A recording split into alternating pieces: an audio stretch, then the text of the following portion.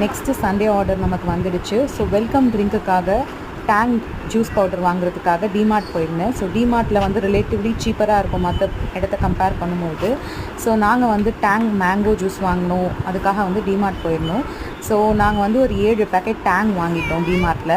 So இதுக்கப்புறம் என்ன ஆச்சுன்னா, நாங்கள் பார்த்து வாங்கின எல்லா பொருள், இலை, இஞ்சி பூண்டு, காய்கறிகள், ப்ரெட்டு, பால்கோவா, ஸோ எல்லாமே வந்து பார்த்திங்கன்னா நாங்களே வந்து ஆஸ் அ பர்சனாக உள்ளே போய் செக் பண்ணி எல்லாமே வாங்கினது தான். யார் பொறுப்புலையும் விடுறது கிடையாது. ஸோ எல்லாத்தையுமே வந்து மறக்காமல் எல்லாத்தையும் சேர்த்து அசம்பிள் பண்ணி எங்கள் வீட்டிலே வச்சு அங்கேருந்து நாங்கள் எல்லாத்தையும் மண்டபத்துக்கு வந்து முன்னாடி நாள் வந்து ஏற்றுவோம்.